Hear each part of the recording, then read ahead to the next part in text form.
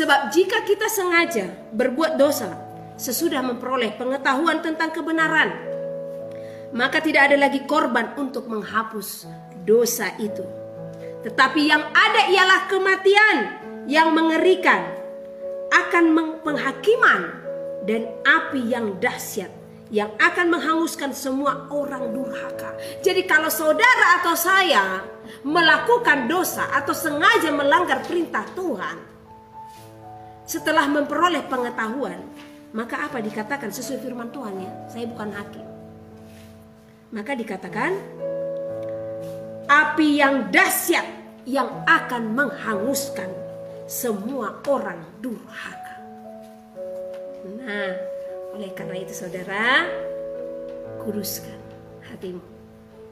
Sekecil apapun itu. Mungkin saudara akan disampaikan tentang binatang haram ini, banyak yang akan menyampaikan Tuhan kan sudah menghalalkan. Di mana ayatnya? Kita akan kupas yang sering disampaikan orang dari Matius pasal yang ke-15 ya. Ini saya akan menyampaikan beberapa ayat yang mungkin kemungkinan yang diberikan oleh para ahli-ahli Taurat untuk menghalalkan binatang haram tersebut. Oke? Ini tertulis dari Matius pasal yang ke-15. Ini perikopnya, perintah Tuhan dan adat istiadat Yahudi. Ya, mungkin saya akan baca dari ayat yang ke-11. Dengar dan camkanlah, bukan yang masuk ke dalam mulut yang menajiskan orang, melainkan yang keluar dari mulut, itulah yang menajiskan orang. Nah, ini selalu disampaikan itu ya, dan ini tertulis juga di dalam Markus pasal yang ke-7 ya. Markus pasal yang ke-7 ayat yang ke-19. Bukan yang masuk ke dalam mulut yang menajiskan, tetapi yang keluar dari mulutlah yang menajiskan. Yaitu apa? Percabulan, fitnah, hujat, segala macam. Nah, tetapi di sini kita harus tahu ceritanya tentang apa. Apakah ada hubungan dari firman ini kepada binatang haram? Seperti tertulis di dalam Markus, oleh karena itu dikatakan semua makanan halal. Saya kembalikan tadi ke awal ya. Tidak ada makanan yang haram. Benar, itu dikatakan, oleh karena itu semua makanan dikatakan halal. Ya. Jadi ini kita harus tahu ceritanya. Ceritanya hari itu murid-murid Tuhan Yesus itu sedang hendak makan.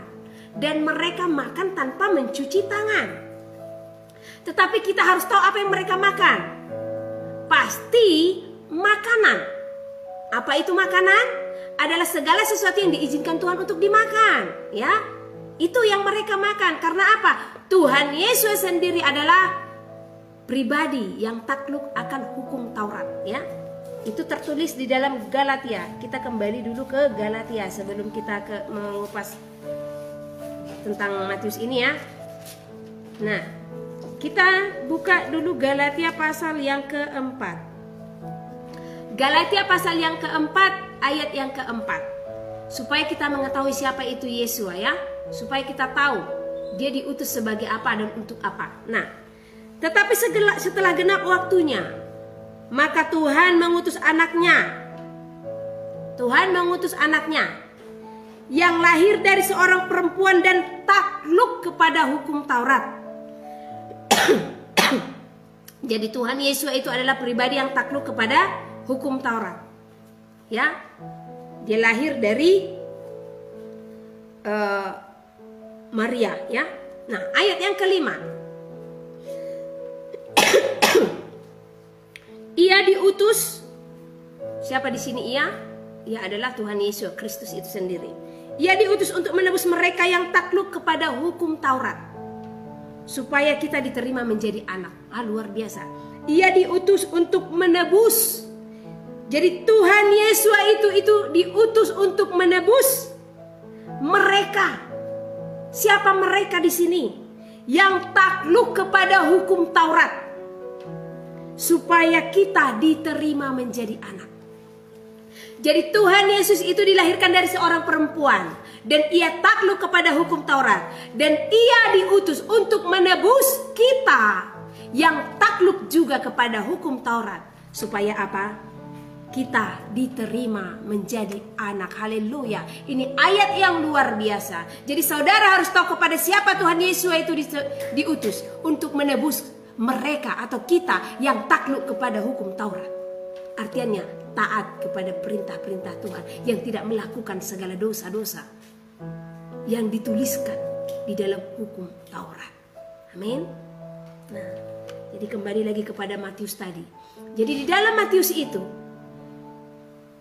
jadi murid-murid Tuhan Yesus itu makan. Mereka tidak mencuci tangan. Nah, kalau sesuai dengan perintah adat istiadat daripada mereka, nenek moyang mereka, kalau makan tanpa cuci tangan, maka itu akan najis. Dan makanan itu akan haram dan tidak tahir. Ya. Tetapi Tuhan melihat hati mereka, ahli-ahli Taurat dan orang-orang Farisi.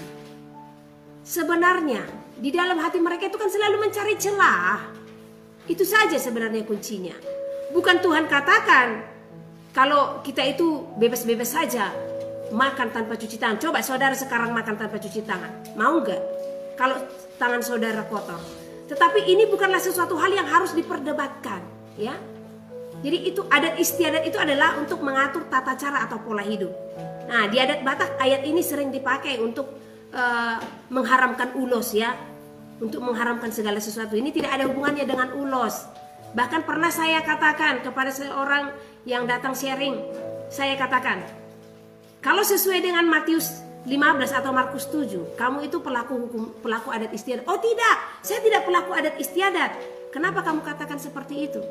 Saya bilang, ya saya kan tidak pelaku adat istiadat. Nah, sesuai dengan Markus 7, ini dikatakan tentang perihal makan mencuci tangan terlebih dahulu. Kamu kan makan cuci tangan terlebih dahulu. Iya, ya udah kamu pelaku adat istiadat. Jadi jangan salah. Ulos juga tidak ada kaitan dengan ayat ini, ya. Jadi tidak ada kaitan dengan Markus 15 atau Matius 15 atau Markus 7, ya. Tidak ada kaitannya dengan ulos Batak, ya. Itu bahkan kita semua pelaku adat istiadat, karena setiap orang yang makan pasti cuci tangan terlebih dahulu, ya. Nah, tetapi dalam hal ini yang dicekal apa? Tuhan tahu hati mereka, ahli-ahli Taurat dan orang-orang Farisi itu terhadap mereka, terhadap murid-murid Tuhan Yesus.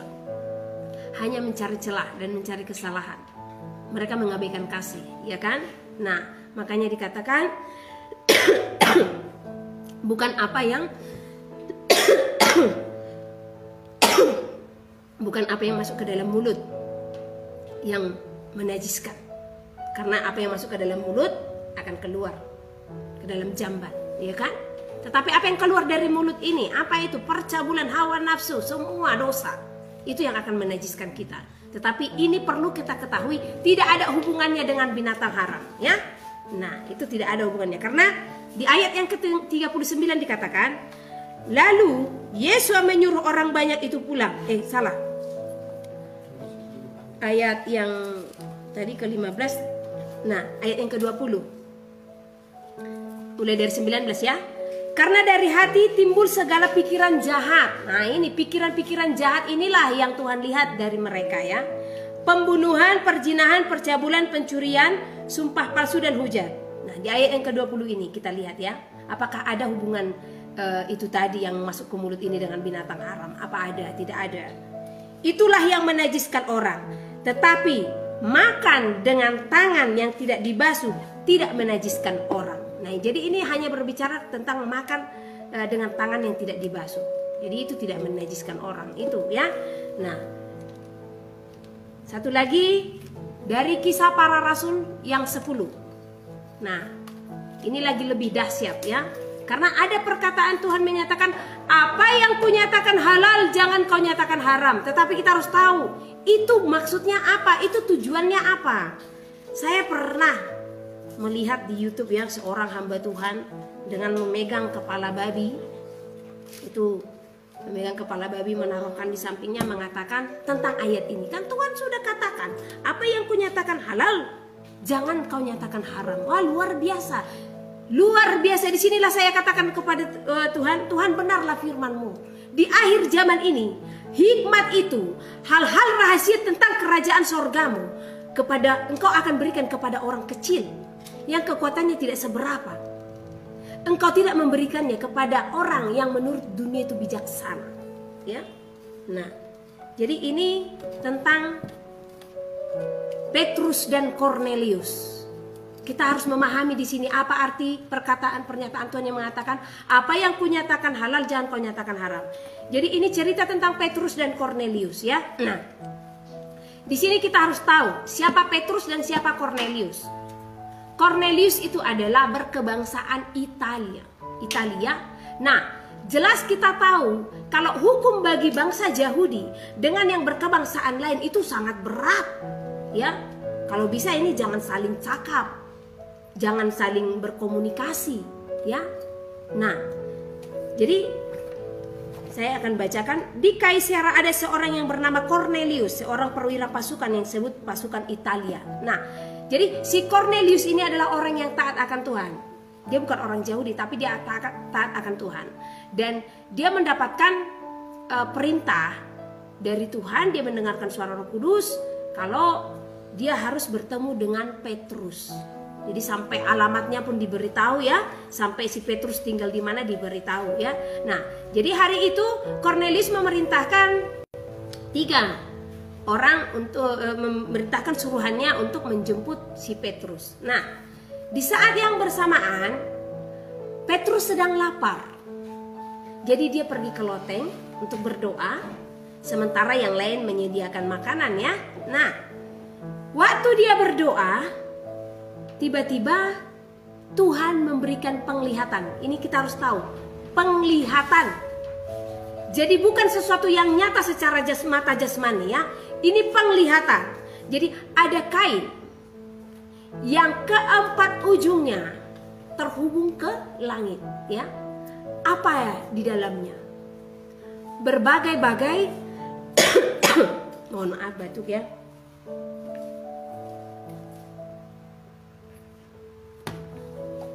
Di dalamnya terdapat berbagai-bagai binatang berkaki 4. Intinya binatang haram lah ya. Nah, firman Tuhan katakan kepada Petrus, ambillah, sembelihlah dan makanlah.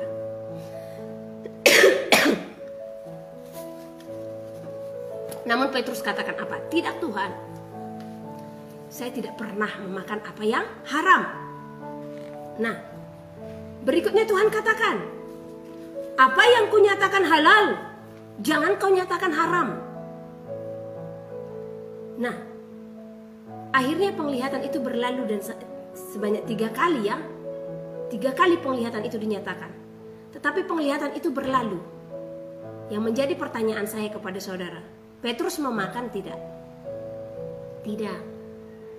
Ya. Bahkan dia bertanya-tanya di dalam hatinya. Apa kiranya arti daripada penglihatan ini? Jadi saudara harus ketahui, itu adalah penglihatan dan pernyataan Tuhan yang memiliki makna. Tetapi bukan berarti di sini Tuhan menghalalkan apa yang Dia larang.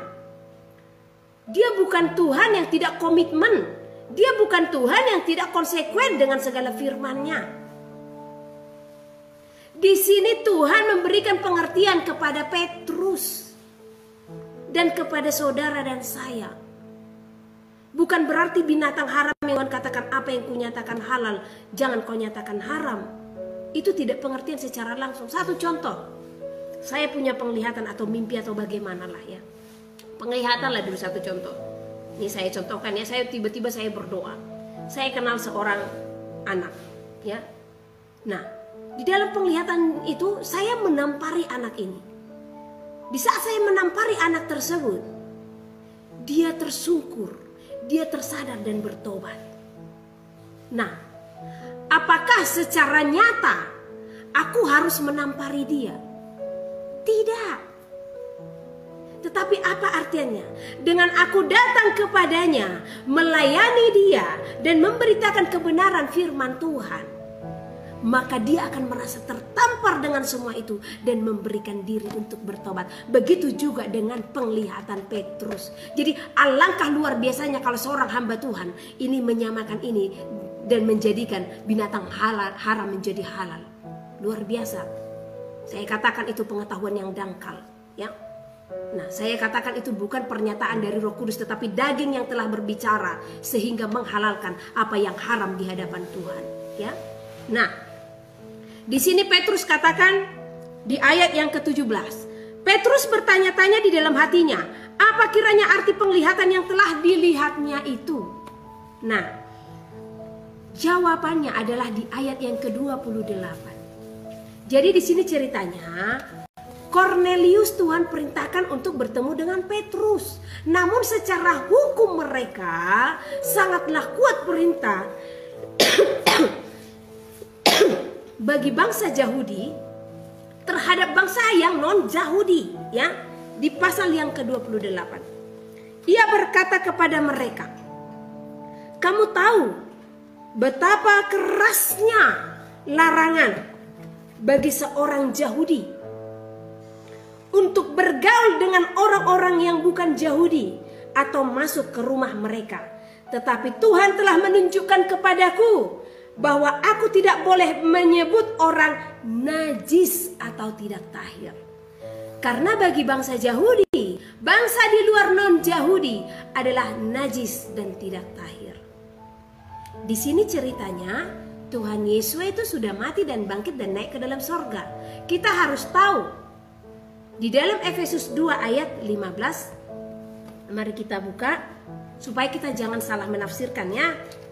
Karena ini juga banyak disampaikan orang untuk menyatakan kalau semua itu sudah batal gitu. Efesus 2 ayat 15. Saya akan bacakan. Kalau saya baca satu ayat, maka ayat ini akan bertentangan dengan Matius 5 tadi. Ini perkataan Paulus.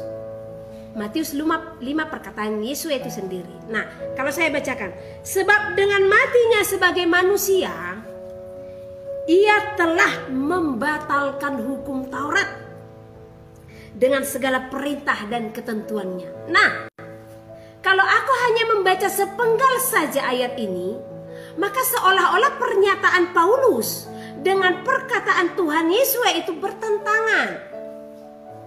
Tetapi apakah mereka bertentangan? Tidak. Bahkan Rasul Pauluslah yang meneguhkan dan melanjutkan pengajaran yang Tuhan Yesus ajarkan bagi kita. Ya, kita harus membaca berikutnya. Jadi jangan cuma sepenggal itu doang. Sering orang hanya mengambil sepenggal itu. Kan dengan matinya Tuhan Yesus di kayu salib, dia sudah membatalkan hukum Taurat dengan segala ketentuannya. Kalau kita baca terjemahan lain, bahkan dikatakan tidak membatalkan. Jadi di sini juga kita harus belajar untuk membaca terjemahan-terjemahan lainnya. Nah, jadi kelanjutannya, untuk menciptakan keduanya menjadi satu manusia baru di dalam dirinya, dan dengan itu mengadakan damai sejahtera. Nah, sekarang apa hubungannya itu untuk menciptakan keduanya? Berarti yang dibatalkan di sini adalah sesuatu yang tadinya terpisah, ya. Jadi kalau saudara untuk lebih memahami lagi, baca itu dari ayat yang ke-11 sampai ayat yang ke-12, ya. Nah, jadi supaya tidak salah pengertian. Di sini yang dikatakan itu membatalkan, yaitu perseteruan antara bangsa Yahudi dengan non-Yahudi, sehingga keduanya menjadi satu di dalam Kristus. Yang dahulu jauh sekarang menjadi dekat. Yang tadinya tidak berkewarganegaraan di dalam Kristus jadi berkewarganegaraan di dalam Kristus.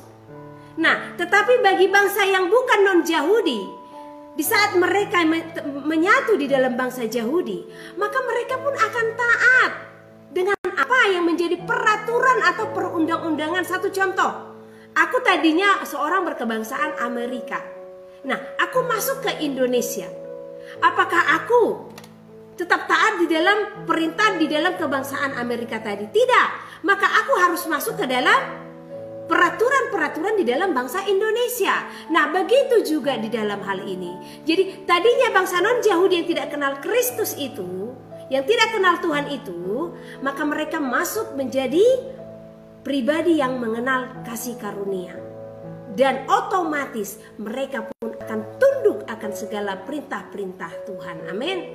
Nah, jadi kisah para rasul itu, kisah para rasul pasal yang 10 ini, itu tidak ada hubungannya dengan binatang haram menjadi dihalalkan. Alangkah luar biasanya Tuhan jikalau menghalalkan hal tersebut. Sementara di perjanjian lama dia mengharamkan. Sementara di Matius dikatakan, aku datang bukan untuk meniadakan. Jadi bukan firman Tuhan yang salah, bukan perkataan Tuhan yang salah, karena dia adalah Tuhan yang penuh dengan perumpamaan. Kitalah yang harus berhikmat untuk menafsirkannya. Nah, lebih jelasnya lagi, arti daripada apa yang kunyatakan halal, jangan kau nyatakan haram, itu di ayat yang ke-34. Lalu mulailah Petrus berbicara, katanya, sesungguhnya aku telah mengerti bahwa Tuhan tidak membedakan orang. Nah, itulah yang Tuhan batalkan yang dikatakan di dalam Efesus 2 ayat 15 tadi. Dia telah membatalkan perseteruan. Jadi Tuhan telah menyatukan kedua kubu ini menjadi satu di dalam Kristus, satu menjadi kepunyaannya. Ya. Jadi yang dikatakan apa yang kunyatakan halal, jangan kau nyatakan haram. Haram di sini berbicara jangan kau nyatakan najis, jangan kau katakan tidak hadir, tidak tahir. Apa yang kunyatakan halal, yang dinyatakan halal kita. Semua ciptaan Tuhan, baik kaum Yahudi ataupun non-Yahudi, semuanya itu di hadapan Tuhan adalah kesayangannya, anaknya. Jadi halal di sini berbicara tentang anak-anak Tuhan, miliknya Tuhan. Jadi apa yang kunyatakan halal, orang-orang yang adalah anak-anakku, jangan kau nyatakan haram, jangan kau nyatakan tidak tahir atau najis. Jadi Tuhan mau Petrus itu tidak membeda-bedakan. Tuhan mau Petrus itu untuk melayani semua orang tanpa pandang dia dari mana. Ya, itu ya. Itu tentang kisah para rasul. Berikutnya saya akan bahas dari Roma pasal yang ke-14. Jadi ini adalah ayat-ayat pamungkas yang diberikan untuk menghalalkan binatang haram menjadi halal ya. Kita buka Roma supaya kita tidak salah menafsirkan lagi ya. Roma pasal yang ke-14. Di sini jangan menghakimi saudaramu. Nah, di sini dikatakan ayat yang keberapa ya yang sering dipakai?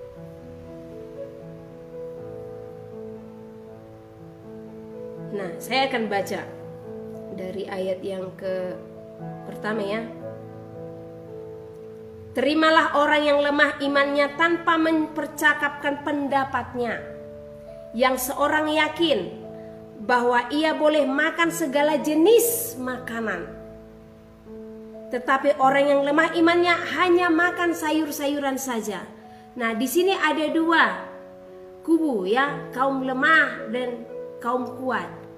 Yang lemah di sini, yang dikatakan Paulus yang lemah imannya di sini adalah mereka yang hanya makan sayur-sayuran. Nah, yang kuat imannya di sini mereka yang memakan segala jenis makanan. Jadi kembali lagi ke arti makanan tadi. Ini tidak ada hubungan dengan binatang haram. Segala jenis makanan, yaitu segala jenis yang Tuhan izinkan untuk dimakan ya. Nah, jadi di dalam dua kubu ini, kaum yang lemah itu hanya memakan sayur-sayuran. Jadi mereka itu hidup dari kebiasaan mereka atau perintah dari adat istiadat nenek moyang mereka, yang hanya memakan sayur-sayuran, yang hanya memakan apa yang berasal dari tanah ya. Ini tentang pengetahuan tentang Adam dan Hawa, karena dahulu Adam dan Hawa hanya memakan biji-bijian ya. Nah, itu yang mereka taati.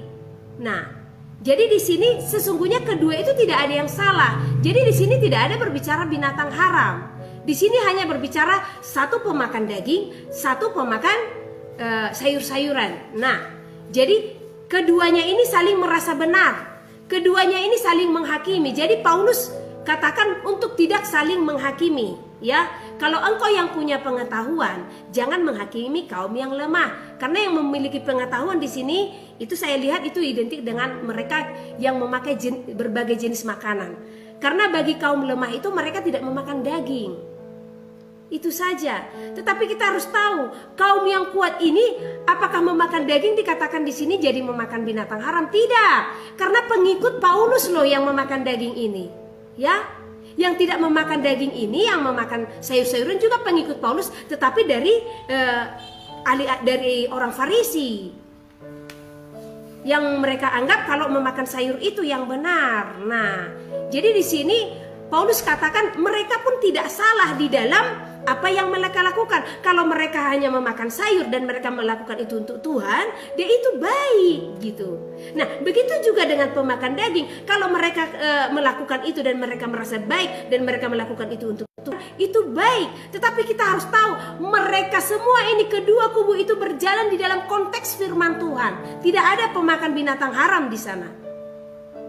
Karena Rasul Paulus itu adalah taat dengan yang namanya hukum Taurat. Ya, jadi ini tidak ada hubungannya supaya tidak menjadi batu sandungan karena makananmu. Makanan yang dikatakan di sini itu perkara tentang berbagai jenis makanan tadi dan sayur-sayuran itu. Jadi apapun yang menjadi keputusan, contohnya saudara memutuskan diri untuk menjadi vegetarian, ya. Sementara saya masih memakan daging. Saya tidak bisa katakan, oh kamu nanti tidak sehat, itu tidak bagus kalau kamu tidak makan daging. Saya tidak boleh katakan seperti itu. Begitu juga dengan saudara yang vegetarian bilang sama saya, kamu makan daging, mereka kan makhluk hidup, mereka itu bernyawa, mereka itu tidak bagus untuk dimakan. Kamu harus memiliki belas kasihan. Nah, itu tidak boleh. Jadi inilah contohnya yang Rasul Paulus katakan. Kalau saya memakan berbagai jenis makanan, ingat, makanan yang sesuai dengan konteks firman, yang dikuduskan. Yang dikuduskan adalah yang Tuhan izinkan untuk dimakan, ya. Nah, kalau saya memakan itu dan saya melakukan itu untuk Tuhan, ya Tuhan akan berkenan di dalamnya. Nah, kalau saudara vegetarian, Tuhan juga berkenan di dalamnya karena tidak ada pelanggaran firman di dalam hal itu. Tidak ada pelanggaran firman dalam hal itu. Saudara harus ingat. Pemakan daging tadi tidak ada pelanggaran firman. Mereka tidak memakan jenis binatang-binatang haram. Pemakan sayur itu juga mereka pelaku firman. Karena firman Tuhan juga berkata kalau ya ada orang yang hidup dari hanya memakan tumbuh-tumbuhan. Nah, jadi tidak melanggar firman Tuhan, ya kan? Nah, cuma jangan saling menghakimi dan jangan saling merasa hebat antara yang satu dengan yang lain. Jadi sekali lagi saya sampaikan, ini di Roma pasal ke-14 tidak ada hubungannya dengan binatang-binatang haram, ya. Oke? Dan masuk lagi ke Ibrani pasal yang 10. Ibrani pasal yang ke-10 ini, mungkin saya tidak akan menjabarkan secara dalam, tetapi di sini itu berbicara persembahan, itu berbicara korban, tidak berbicara tentang binatang haram, ya. Jadi sekali lagi ini berbicara tentang korban. Nah, jadi karena banyak di dalam firman Tuhan itu selalu dikaitkan dengan binatang haram, sebenarnya enggak gitu. Yang Rasul Paulus katakan pun tentang hukum Taurat itu tidak berbicara tentang binatang haram, tetapi tentang sunat. Karena sunat itu terlalu mereka tekankan gitu kepada orang yang baru bertobat. Sunat secara jasmani. Makanya Rasul Paulus katakan sunat jasmani itu tidak terlalu penting. Yang penting adalah sunat hati. Karena memang Tuhan telah menggenapi di dalam tubuhnya. Sunat itu dilakukan kan untuk pemutusan kutuk dosa. Ya Tuhan kan sudah menggenapi itu di dalam tubuhnya. Jadi tidak ada tentang binatang haram di sini, ya. Jadi supaya kita tidak salah mengartikan akan segala sesuatu. Nah, itu yang bisa saya bagikan kepada saudara, dan inilah sesungguhnya pesan yang Tuhan sampaikan itu kepada saya, yang harus saya sampaikan kepada saudara. Ini kita harus membaca Imamat dari pasal yang ke-11, dan inilah segala sesuatu yang bisa kita makan.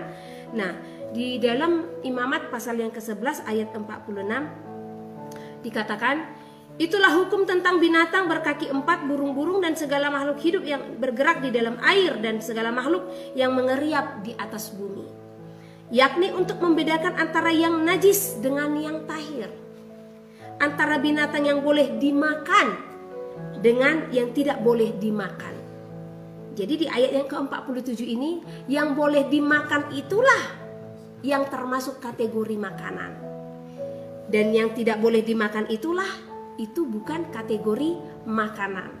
Jadi bukan firman Tuhan yang salah, tetapi penafsiran manusialah yang salah.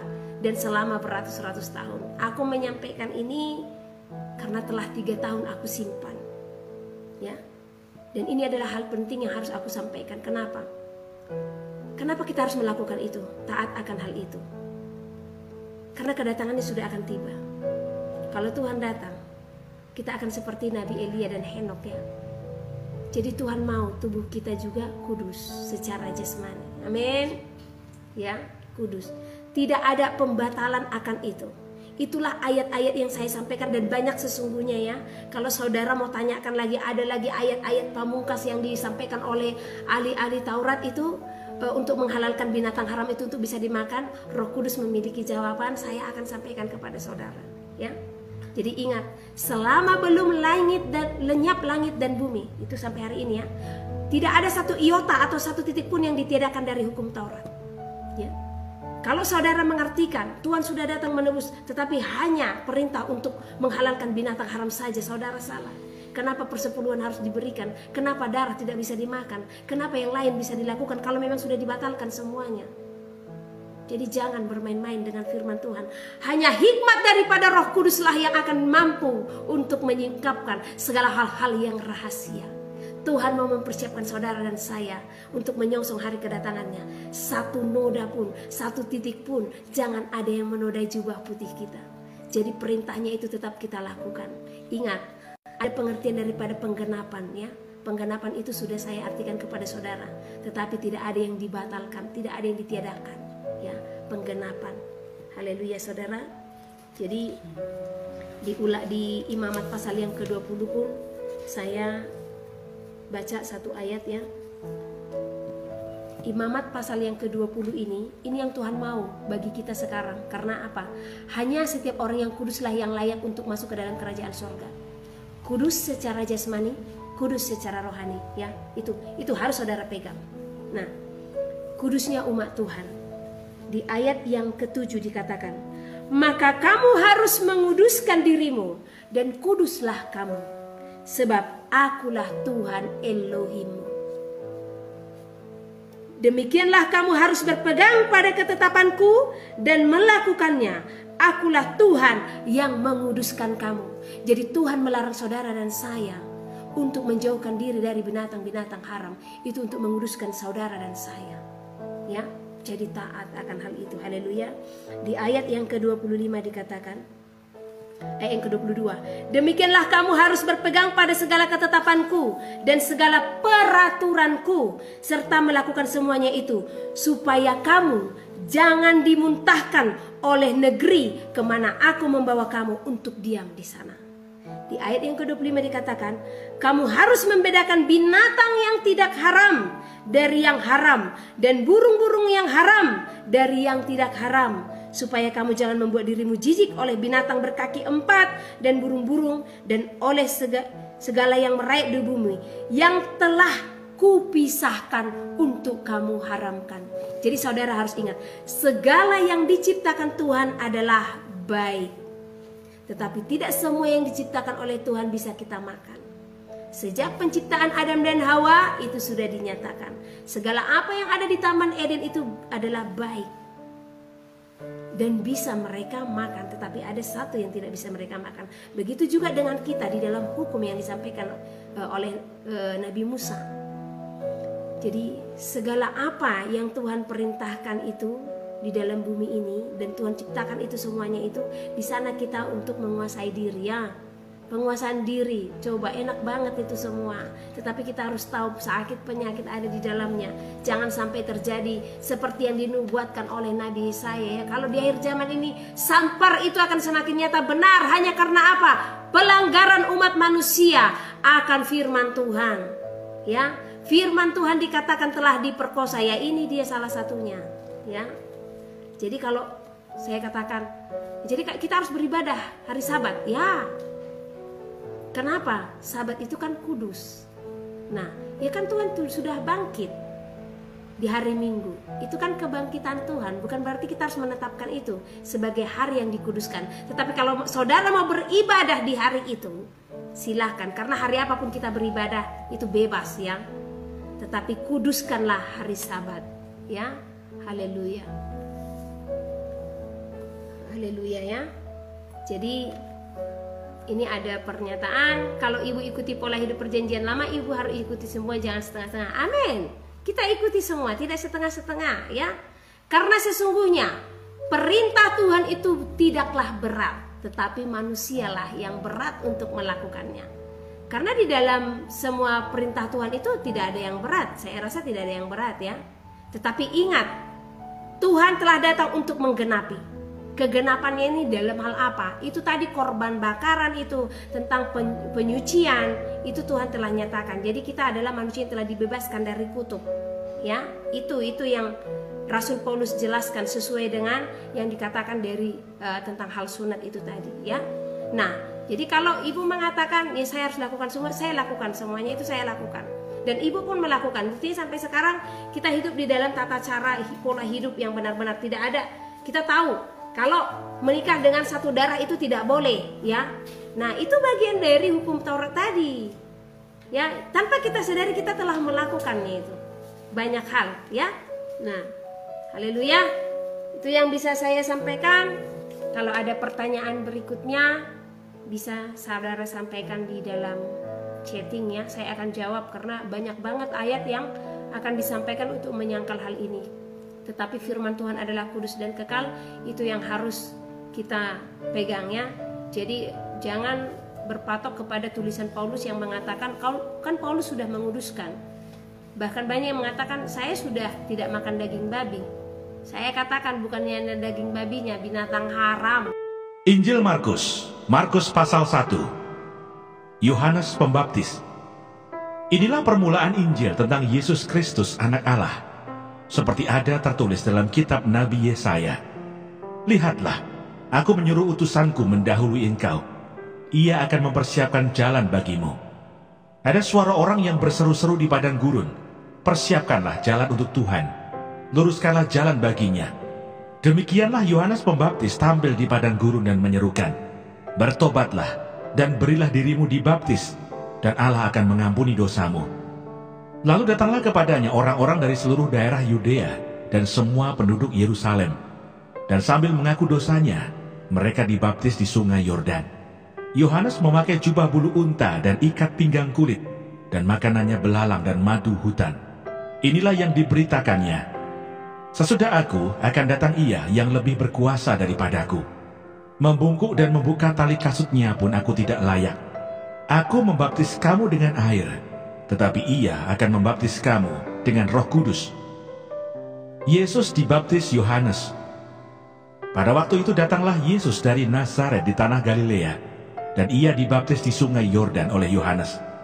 Pada saat ia keluar dari air, ia melihat langit terkoyak, dan roh seperti burung merpati turun ke atasnya. Lalu terdengarlah suara dari surga, "Engkaulah anakku yang kukasihi, kepadamulah aku berkenan." Pencobaan di padang gurun. Segera sesudah itu roh memimpin dia ke padang gurun. Di padang gurun itu ia tinggal 40 hari lamanya. Dicobai oleh iblis. Ia berada di sana di antara binatang-binatang liar, dan malaikat-malaikat melayani dia. Yesus tampil di Galilea. Sesudah Yohanes ditangkap, datanglah Yesus ke Galilea memberitakan Injil Allah. Katanya, "Waktunya telah genap, kerajaan Allah sudah dekat. Bertobatlah dan percayalah kepada Injil." Yesus memanggil murid-murid yang pertama.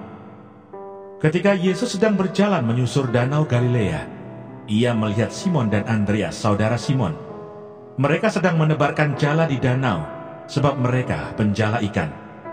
Yesus berkata kepada mereka, "Mari, ikutlah aku, dan kamu akan kujadikan penjala manusia." Lalu mereka pun segera meninggalkan jalannya dan mengikuti dia. Dan setelah Yesus meneruskan perjalanannya sedikit lagi, dilihatnya Yakobus anak Zebedeus dan Yohanes saudaranya sedang membereskan jala di dalam perahu. Yesus segera memanggil mereka dan mereka meninggalkan ayahnya, Zebedeus, di dalam perahu bersama orang-orang upahannya, lalu mengikuti dia. Yesus dalam rumah ibadat di Kapernaum. Mereka tiba di Kapernaum setelah hari Sabat mulai. Yesus segera masuk ke dalam rumah ibadat dan mengajar. Mereka takjub mendengar pengajarannya, sebab ia mengajar mereka sebagai orang yang berkuasa, tidak seperti ahli-ahli Taurat. Pada waktu itu di dalam rumah ibadat itu, ada seorang yang kerasukan roh jahat. Orang itu berteriak, "Apa urusanmu dengan kami, hai Yesus orang Nazaret? Engkau datang hendak membinasakan kami. Aku tahu siapa engkau, yang kudus dari Allah." Tetapi Yesus menghardiknya, katanya, "Diam, keluarlah daripadanya." Roh jahat itu menggoncang-goncang orang itu, dan sambil menjerit dengan suara nyaring, ia keluar daripadanya. Mereka semua takjub, sehingga mereka memperbincangkannya, katanya, "Apa ini? Suatu ajaran baru. Ia berkata-kata dengan kuasa. Roh-roh jahat pun diperintahnya, dan mereka taat kepadanya." Lalu tersebarlah dengan cepat kabar tentang dia ke segala penjuru di seluruh Galilea. Yesus menyembuhkan ibu mertua Petrus dan orang-orang lain. Sekeluarnya dari rumah ibadat itu, Yesus dengan Yakobus dan Yohanes pergi ke rumah Simon dan Andreas. Ibu mertua Simon terbaring karena sakit demam. Mereka segera memberitahukan keadaannya kepada Yesus. Ia pergi ke tempat perempuan itu, dan sambil memegang tangannya, ia membangunkan dia. Lalu lenyaplah demamnya. Kemudian perempuan itu melayani mereka.